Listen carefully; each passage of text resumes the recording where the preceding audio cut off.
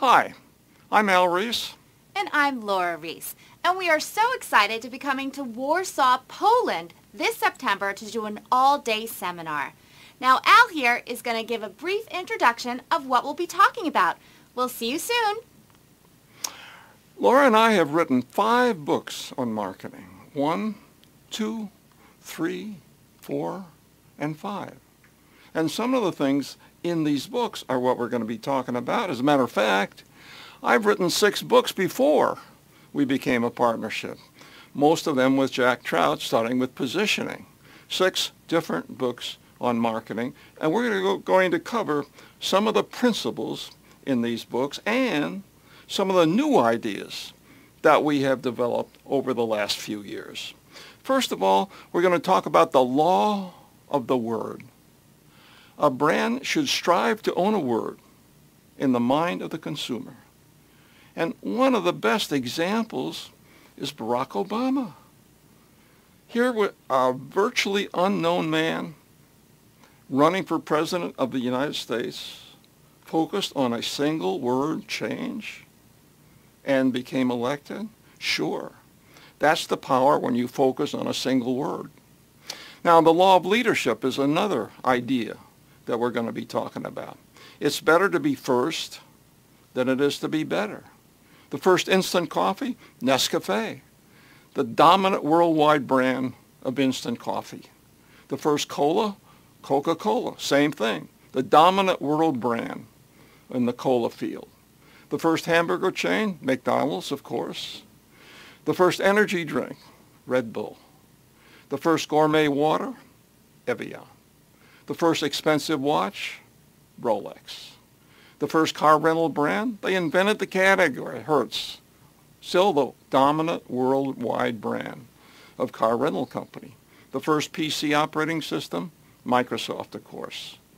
The first high-capacity MP3 player, Apple's iPod. The law of the opposite. What do you do if you're not the leader? Well, then you try to be a strong number 2 brand. And to do so, you got to follow the law of the opposite.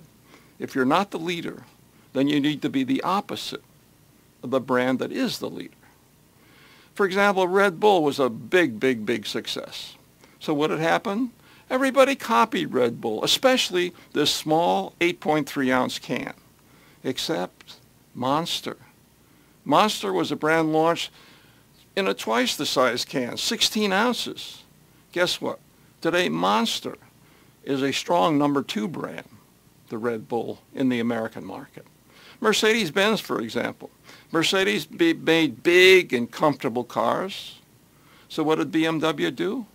They made smaller, more nimble machines.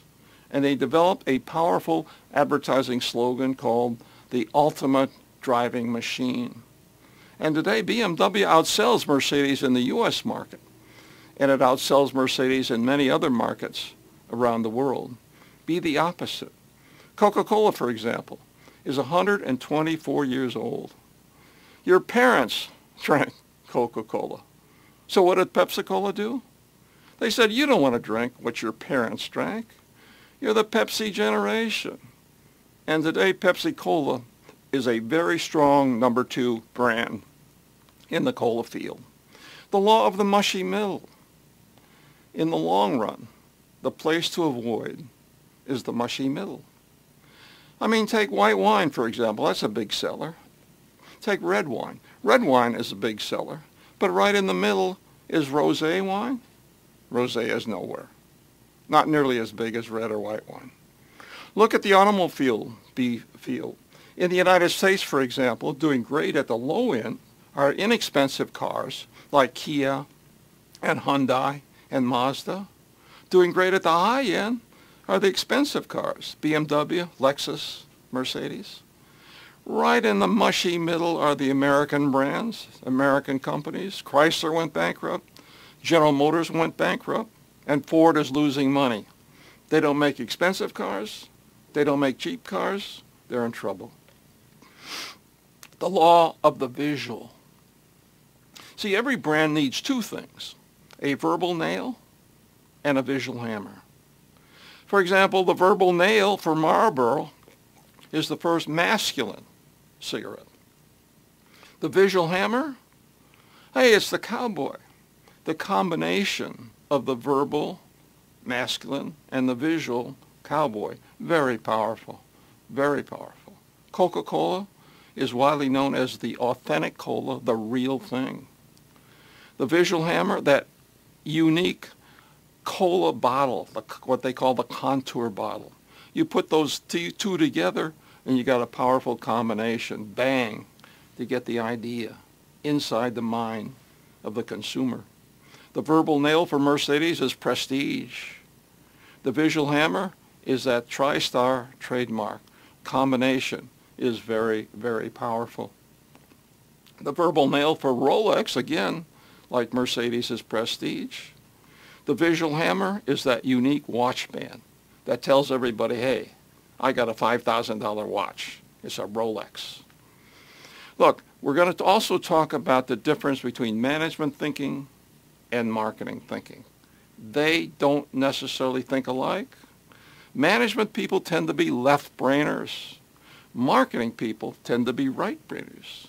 See, management left-brainers are verbal, logical, and analytical. A right-brainer tends to be visual, intuitive, and holistic. There's a difference, and we're going to discuss the principles involved. Why management people tend to gravitate toward left-brainers. Marketing people tend to be right-brainers. Each side works differently. You know, the left side of your brain takes in information in series. Click, click, click, and click.